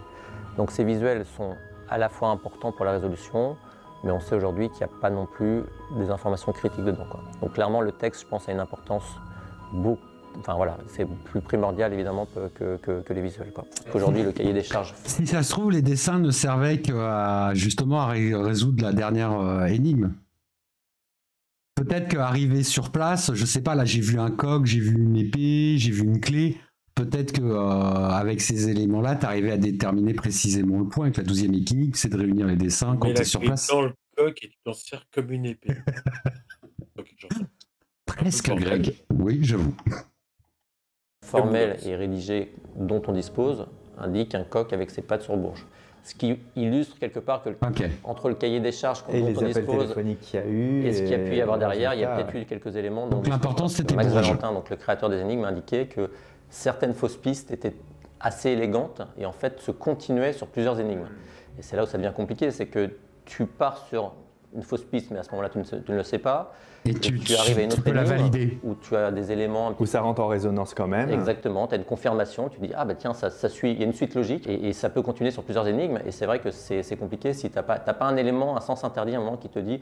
Ce que disait Max Valentin, c'était tu devrais arriver à un moment à une espèce de voie sans issue et tu n'avances plus et donc à partir de là faire le constat que ta piste n'était pas la bonne. Donc là tu approches de la fin, tu dois chercher des sentinelles. Et il faut les passer en revue. Donc là, beaucoup de gens interprètent ça. Et à mon sens, c'est erroné, mais encore une fois, il faut être extrêmement là-dessus. Comme il va falloir trouver 3 éléments et creuser un peu au milieu. C'est vrai que la piste de Dabo là-dessus, en fait, tu trouves 3 blocs de pierre qui sont assez proches et les gens sont persuadés, en fait, ils sont à la bonne distance parce que tu vois, tu dois faire ça à 8000 mesures. Pour les partisans de la piste de Dabo, c'est une certitude que c'est la confirmation. D'autant plus qu'un certain nombre de ces rochers ont des dates en fait qui figurent dessus. Et qu'on retrouve un peu à l'intérieur. Si c'est un hasard, c'est un truc de bâtard. Les fausses pistes, les coïncidences, donc au pays de Dabo. Exactement. Et alors donc, si tu regardes en fait, il y a 2 dates qui sont mentionnées dedans. 1727 et 1750. Et alors si tu regardes, la première partie, ça te fait 1727, mais pas dans le bon sens. Et le 1750 aussi. En fait, tu as les 2 dates, mais tu vois, qui figurent un peu de façon un peu dans le désordre. Et alors, regarde la petite citation également qui est intéressante. Ça, c'est un petit manuel qui date de 92. La sentinelle des 2 autres. En fait, ils en parlent comme si c'était des sentinelles. Donc, tu vois, dans ce bouquin, c'est... Enfin, il y a le mot directement. Quasiment. Le livre est sorti en 92, donc... Sachant que Max Valentin avait écrit ses énigmes plutôt en 78, se pose la question, toi, est-ce que à l'époque ça avait déjà cette appellation? Est-ce que la personne qui a écrit ce bouquin-là s'est inspirée elle-même d'une autre source documentaire? Enfin voilà. Fort de ça, beaucoup de gens se sont dit que finalement la piste Dabo, qui était un peu trop belle pour être vraie parce qu'elle revenait régulièrement, était cette fameuse fausse piste autoroutière. Donc là-dessus, il y a un vrai débat, encore une fois, entre les daboïstes, ce qu'on appelle, c'est-à-dire les fervents de la théorie de Dabo, qui considèrent que comme Dabo revient dans la chouette, est-ce qu'ils se foutent sur la gueule? Bonne solution. Ah, c'est sûr que sur le Discord, ça doit s'envoyer. À l'inverse, que c'est la fameuse fausse piste autoroutière qu'il ne faut pas emprunter du coup, et en tout cas qu'il faut peut-être emprunter un moment, mais de laquelle il va falloir sortir. Comme la chouette n'a toujours pas été trouvée au bout de 28 ans, moi je serais plutôt partisan de me dire que alors Dabo peut intervenir au tout début, mais qu'après tout le reste, ça n'est qu'une construction, qu'une fausse piste. Et alors après, ce qui est intéressant, mais c'est là où toi, tu rentres dans la façon dont une chasse doit être construite, c'est comment tu fais continuer la piste Dabo sur 2-3 énigmes, en l'ayant mise au début de manière légitime, on va dire, et comment tu peux trouver une piste alternative en ayant les mêmes phrases, en fait. Tu vois, c'est toute cette difficulté, c'est qu'avec une même énigme, tu dois avoir ça fait Obad à l'envers. Et la véritable qui est cachée un petit peu... Peut-être un rapport avec des sous-vêtements. Dans les choses intéressantes, il est originaire de la Moselle, dans l'est de la France. Et il se trouve que Dabo est en Moselle également, dans l'est de la France. Et c'est vrai que, et puis les tracés un petit peu qui figurent dans la Chouette d'Or pourraient amener un petit peu dans ce coin-là. Donc c'est vrai que l'est de la France retient une attention particulière pour pas mal de chercheurs de chouettes. Et on sait où elle a été découverte. Beaucoup de gens qui pensent que ce serait possiblement dans ce coin-là, quand il est connu dans son enfance. Quoi. Non, je n'ai pas trouvé. Comment ça, tu m'as dit si? Un faux nom, un moyen de communication à la fois privilégié mais à la fois isolé du reste du monde, un savoir détenu par une seule et même personne, un langage un peu secret, quasi mystique, une communauté qui porte un nom. Max Valentin avait consciemment ou inconsciemment réuni tous les éléments pour créer une aura particulière autour de sa personne. Il y a clairement un mythe Max Valentin, c'est devenu une espèce de figure tout le monde fantasmait sur son identité. Ça pouvait être, mais c'était très très drôle. C'est-à-dire tu rencontrais quelqu'un d'un peu érudit, qui pouvait avoir peut-être un petit tic de langage, tu avais l'impression que c'était Max Valentin. Enfin, ton prof de maths, Max Valentin pouvait être à peu près n'importe qui, quoi. Il est devenu en quelque sorte un deus ex machina puisque personne ne connaissait son identité. Les journaux l'interviewaient, alors il se présentait un coup en passe-montagne, un coup masqué, un coup dans des trucs pas possibles, dans l'ombre, tout ce qu'on voulait. Mais en même temps, ça lui a donné une dimension de gourou un peu par rapport à tous ces chercheurs qui tous les jours venaient biberonner le Minitel parce qu'ils voulaient parler de leurs solutions, de leurs idées. Et puis lui s'est pris au jeu et c'est devenu un peu le grand prêtre de cette chasse. Le système un peu de questions-réponses a entretenu ça. C'est-à-dire ça a laissé derrière des écrits qui sont un peu...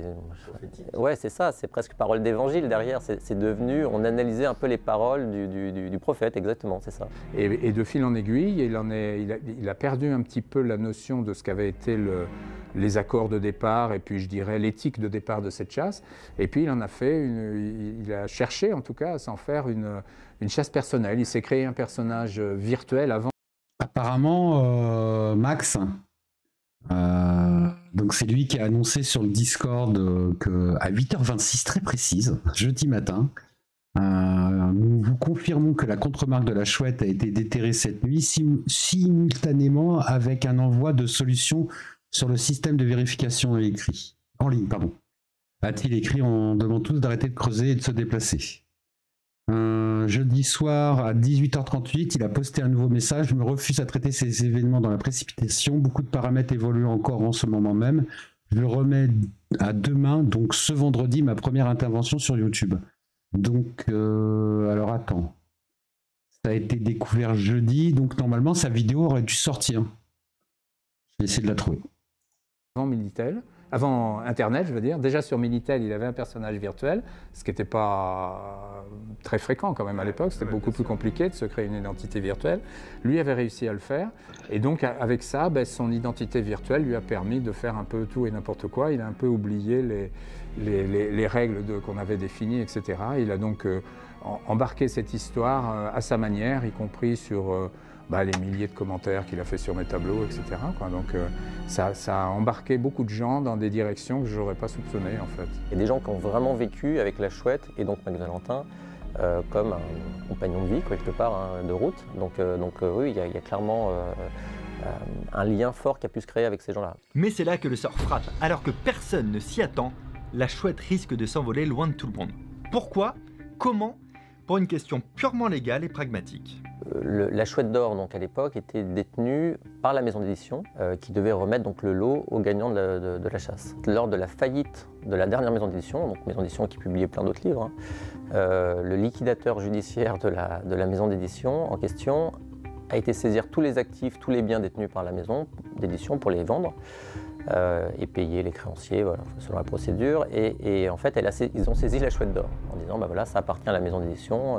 Max Valentin s'est rendu compte de ça. Il a essayé de faire des procédures pour essayer de récupérer la chouette d'or. Il n'en a pas forcément parlé tout de suite à Michel Becker, ce qui l'a un petit peu énervé, on peut le comprendre ensuite. Donc ça a un petit peu encore plus crispé, je pense, les relations. Et donc ensuite, des procédures judiciaires ont permis à Max Valentin et Michel Becker de récupérer la chouette d'or qui avait été saisie par l'huissier. Ça a pris quand même facilement 3-4 ans, dans lequel il y a eu une espèce d'incertitude sur est-ce que la chouette d'or, du coup, resterait toujours le lot ou est-ce qu'elle serait saisie par le liquidateur judiciaire de la maison d'édition.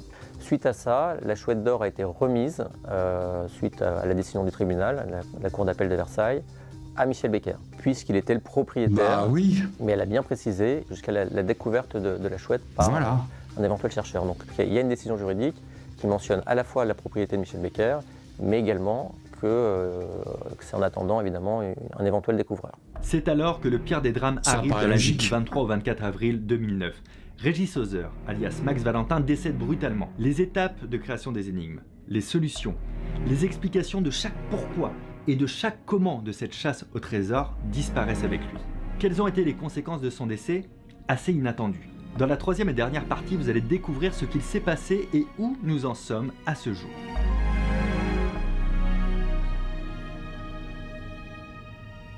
Donc les solutions, théoriquement, aujourd'hui, ne sont connues par personne.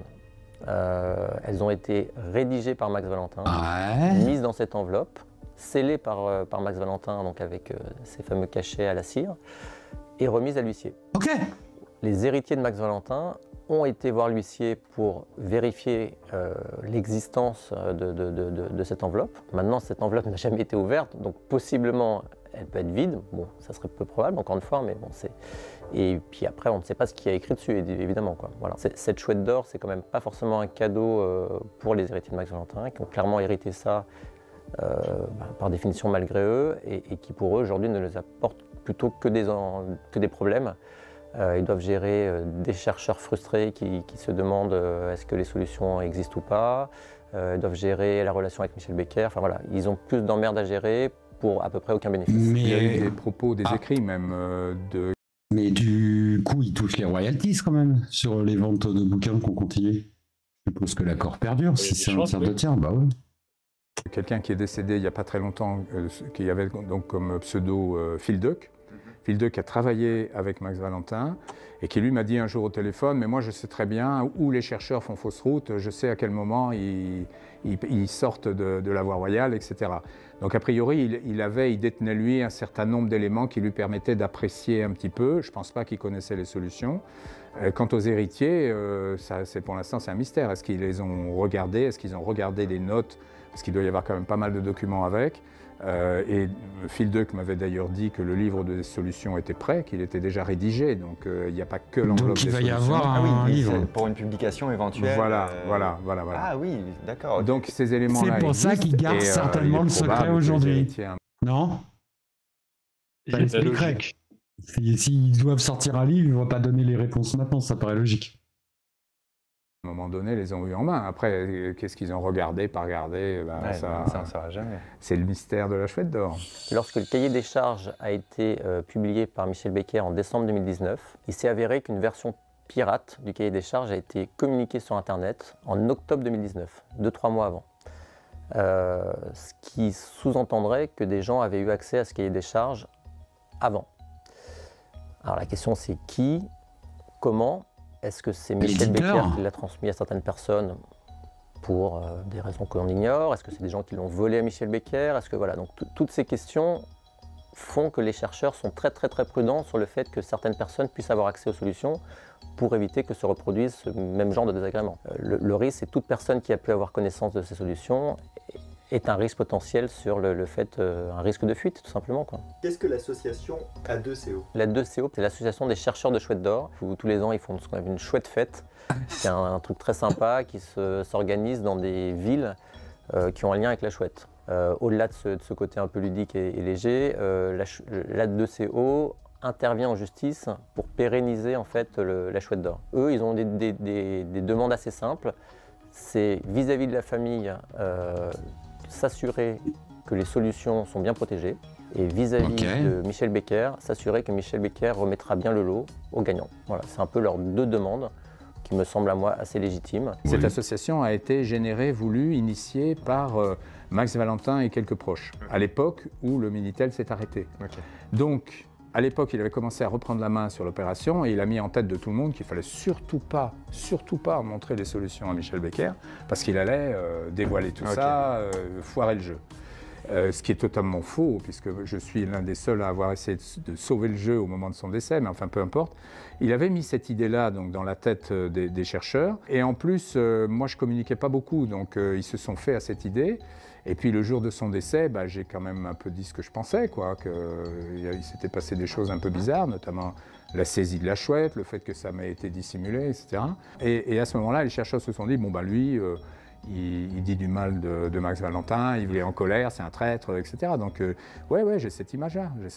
Puis je l'aurai toujours, elle va me coller à la peau pour un certain nombre d'entre eux. Après le décès de Max Valentin, Michel Becker, on va voir ce que tu vas faire le maintenant. fait qu'il ne pouvait pas certifier le fait qu'il y ait une chouette enterrée et que les solutions n'auraient pas circulé, a voulu arrêter la chasse. Alors, ça s'est fait de plein de façons, il a écrit aux héritiers de Max Valentin, et puis un jour, il était jusqu'à mettre la chouette en vente. Donc là, les chouetteurs se sont organisés, ont écrit au commissaire-priseur, ont fait une action en justice même, pour montrer qu'en effet, il y avait un jugement qui indiquait que certes, Michel Becker était propriétaire de la chouette, mais qu'il devait la livrer le jour où elle était trouvée. Donc à ce titre, il ne pouvait pas la vendre. Voilà, donc c'est vrai que voilà, s'est posé cette question de pourquoi Michel Becker avait voulu la mettre en vente. Aujourd'hui, est-ce qu'il réécrit l'histoire ou est-ce que c'était la réalité? Aujourd'hui, il indique que c'était pour mettre un peu un coup de pied dans la fourmilière, pour faire bouger un petit peu les héritiers de Max Valentin, voilà, pour provoquer un petit peu les discussions. Très clairement, la chouette n'est plus aujourd'hui la seule motivation de cette chasse. La légende a pris largement le dessus et le gain financier n'est plus le seul moteur. La chouette d'or, c'est devenu un symbole qui est donc par définition inestimable. Mais nous devons aborder des questions essentielles. La chouette est-elle encore enterrée? Est-ce qu'on peut la récupérer? Quels sont les grands axes de résolution connus à ce jour? Les nouveaux joueurs bénéficient clairement de tout le travail qui a été fait en amont par les anciens, entre guillemets. Donc ça, c'est plutôt bénéfique pour eux. Mais on se rend compte aujourd'hui qu'il y a des nouvelles générations, des gens qui découvrent cette chasse, et c'est ça qui est rigolo justement, et qui s'y mettent avec un regard neuf et qui prennent un petit peu le relais d'autres personnes qui ont abandonné depuis. Maintenant, il faut avoir un regard critique pour pouvoir justement bien appréhender et bien trier un petit peu le bon grain de livret sur ces solutions. Et ça, c'est quelque chose, je pense, qui est le plus complexe et qui est le moins, on va dire, enfin, qui est le défaut principal des chouetteurs, si je devais en nommer un, c'est cette absence de regard critique et de recul sur les solutions des autres et surtout sur ces solutions. Et du coup, de ton ressenti, parce que je sais qu'on est sûr de rien, est-ce que tu penses que cette chouette est enterrée, encore au moment où on parle? C'est la question la plus délicate, ça. C'est la plus délicate. On sait qu'à l'époque où Mais on s'en fout qu'elle soit encore factuellement enterrée ou pas, à la limite du moment que tu es capable de déterminer l'endroit où elle était censée être enterrée. L'objet en lui-même en bronze n'a pas réellement de valeur. La chouette a été saisie du fait de la faillite d'une des sociétés d'édition dans lesquelles Max Valentin était associé. Une idée qui circule est de dire qu'il aurait pu, pendant cette période où la chouette était entre les mains d'un liquidateur, il n'était pas sûr de la récupérer, il aurait pu décider de déterrer la contre-marque en se disant au moins pendant ce temps-là, personne ne la trouve et je risque pas d'être coincé avec ça, quoi. En se disant je vais aller la remettre après. Le seul truc, c'est que quand le procès s'est terminé, il est mort 3 mois après, quoi. C'est des hypothèses. Après, il a prétendu être retourné sur place, avoir sorti la chouette de sa cachette pour refaire l'emballage, en disant qu'il n'avait pas ramené chez lui mais qu'il l'avait fait sur place. D'aucuns prétendent qu'il l'a ramené chez lui. On ne saura jamais. Enfin, pour l'instant, on ne peut pas savoir. On saura sûrement, mais pour l'instant, on ne sait pas. Et on ne saura peut-être pas avant longtemps, j'en sais rien. Donc, la chouette d'or existe, ça, il y a une certitude. Est-ce qu'il y a la fameuse copie en bronze qui est censée être enterrée et qui sera échangée contre la chouette d'or? Ça, personne ne peut le dire. Si demain, moi, je trouve la chouette, je ne peux pas forcément faire l'échange contre cette chouette-là, légalement. Si tu m'apportes le deuxième bronze, pas celui-là. Hein. Ouais. Si tu m'apportes le deuxième bronze, oui, je te donne la chouette en or. Ok, mais ça... il faut mais ça, c'est une volonté de toi. Ce que je veux dire, c'est que légalement, je pense qu'il n'y a plus rien qui oblige à aller... Parce que la chouette existe plus dans c'est extrêmement compliqué. Il y a d'ailleurs, actuellement, il y a une procédure en cours intentée par un chercheur qui nous fait procédure sur procédure. Souhaite quand même que soit vérifiée la cache. C'est un élément sur lequel il est possible qu'il obtienne gain de cause, parce que finalement, en dehors de Max Valentin, personne n'a jamais ni vu l'endroit, ni assisté à l'enfouissement de la contre-marque. On n'a aucune certitude. Le seul qui pouvait avoir des certitudes et qui aurait pu donner des éléments de preuve, il est décédé, donc voilà. Je l'ai écrit d'ailleurs dans la dernière édition. Je ne peux en aucun cas garantir la présence de la contre-marque à sa place, j'en sais rien. Honnêtement, j'en sais rien.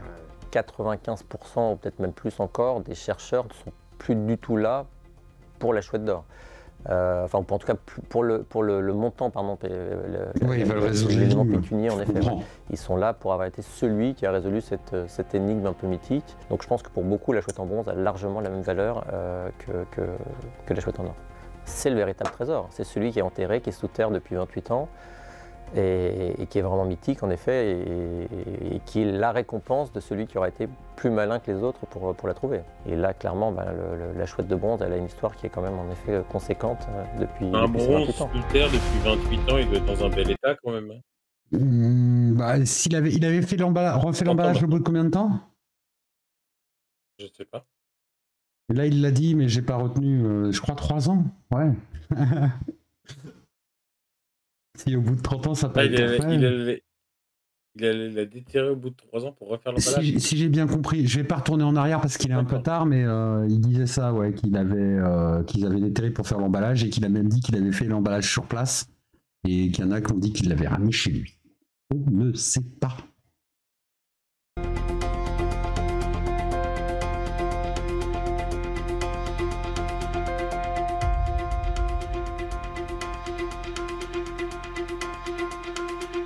Ah, dernière minute. Information importante. On a vraiment des informations de dernière minute. Comme vous le savez, ça fait 1 an qu'on a travaillé sur ce projet et qu'on le fignole et qu'on le peaufine. On s'apprête à le sortir. Denis était en train d'exporter la VDF quand on a eu de nouvelles informations, de nouveaux rebondissements. Et je suis obligé de faire cet ajout pour vous en parler.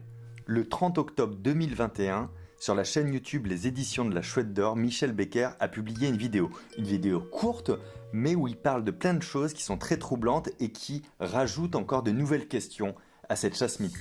On y apprend tout d'abord que Michel Becker aurait signé un accord avec les héritiers de Max Valentin et que suite à cet accord, il aurait eu accès à toutes les solutions, donc il en parle lui-même ouvertement.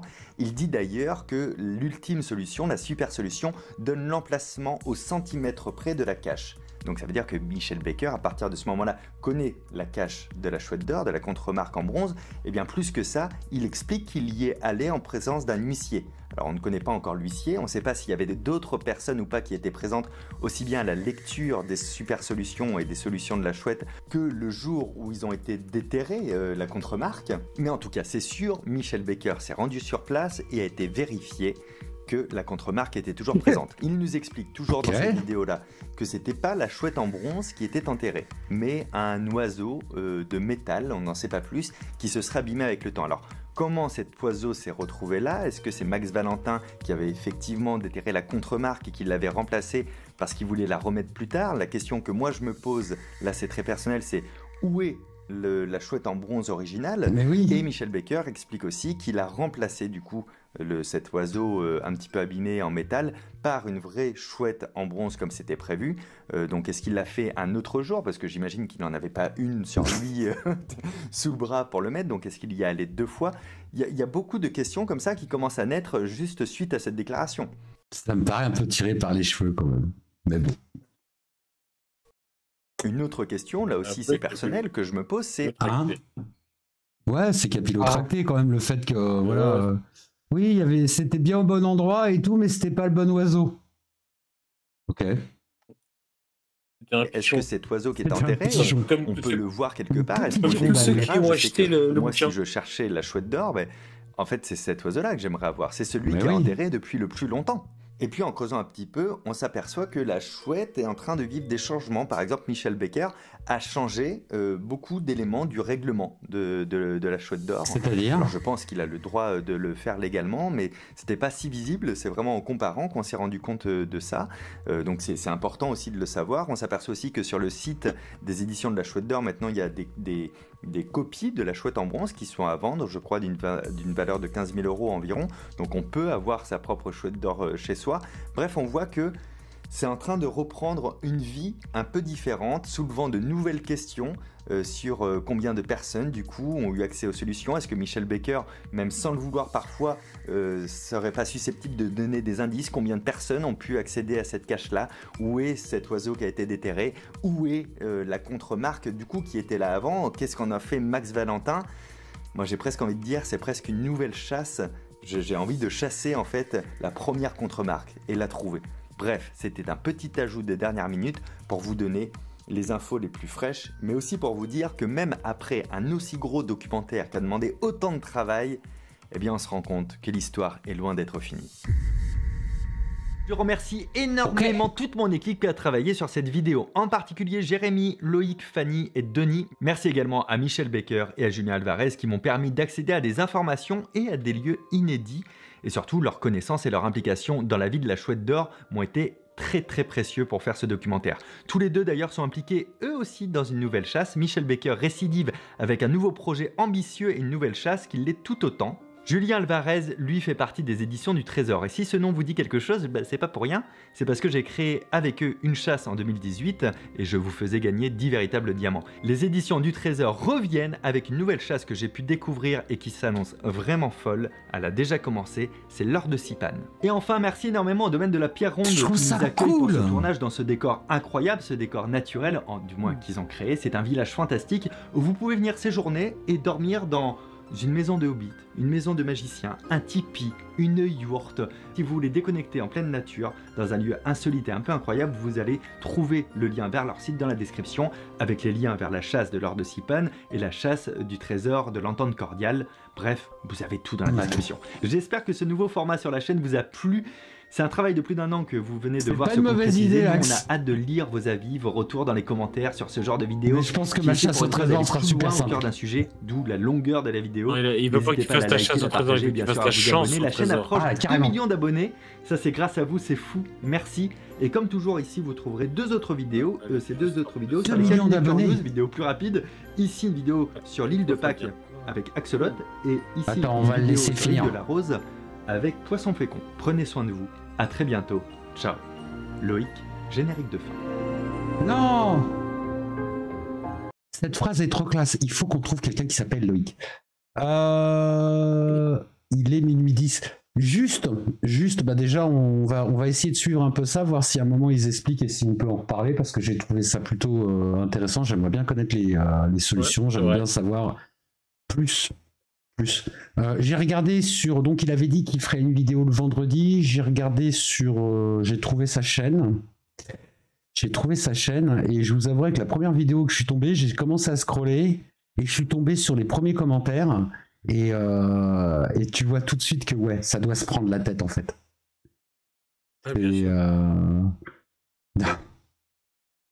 C'est waouh, les commentaires sont hallucinants. Il y en a un, attends, je sais plus, je l'ai vu tout à l'heure. Il y en a un qui dit oui, enfin je dis ça parce qu'il parle d'un mec qui arrête pas de les attaquer et je me demande si le mec qui a laissé le commentaire c'est pas ce gars-là, parce que j'ai lu le commentaire tout à l'heure, c'était un truc du style oui, vous savez très bien que j'ai déjà résolu l'affaire.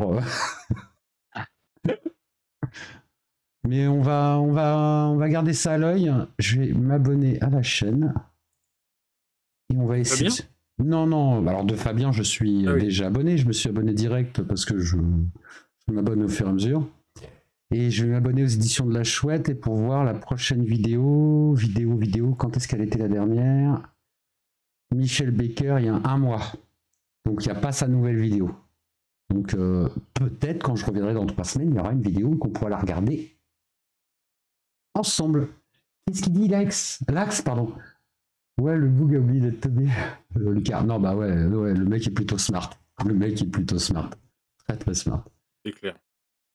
Ok, bon. C'est une fin de live, messieurs. On a passé une soirée extrêmement intéressante. On a découvert plein de choses. Trésor, on a fait des plannings. C'était incroyable. Moi, je suis pas là. Combien pour Red? Ah oui, merci Greg.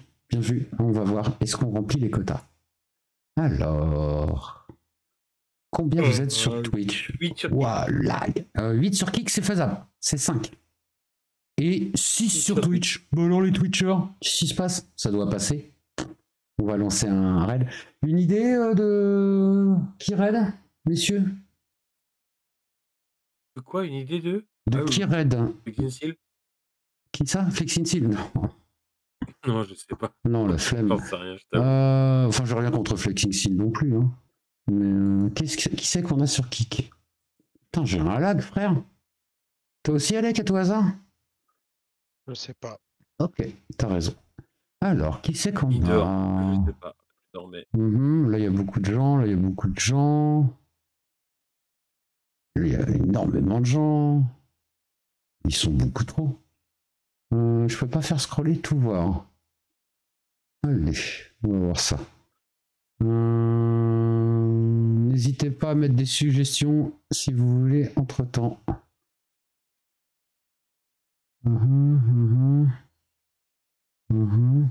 Je suis complètement mauvais à ce petit jeu là. Alors attends, c'est classé par nombre de spectateurs, donc si je veux trouver un petit streamer à qui faire plaisir, on va descendre.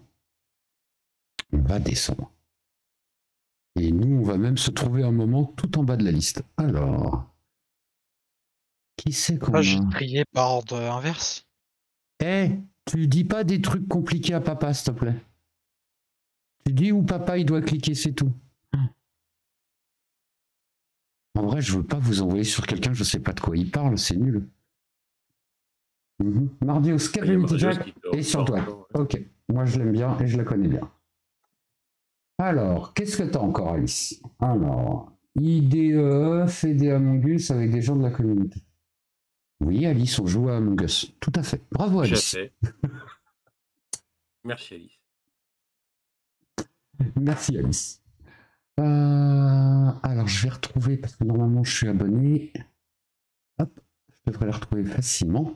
Normalement, si j'étais pas mauvais comme je le suis. Je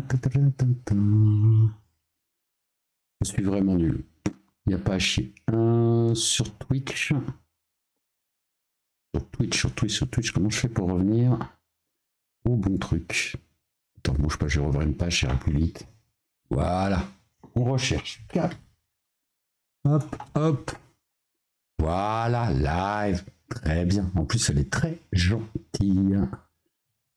Hop, hop. C'est parti, Twitch. Bonne soirée et à bientôt. Bonne soirée, messieurs. À bientôt. Des bisous. Non, mais toi, faut que tu viennes aussi, que tu participes aussi. Oui, je vais venir. Regarde, hop. Lancez le raid maintenant et j'apparais. Oui. Allez, je coupe le live. Bonne soirée, bisous à tous.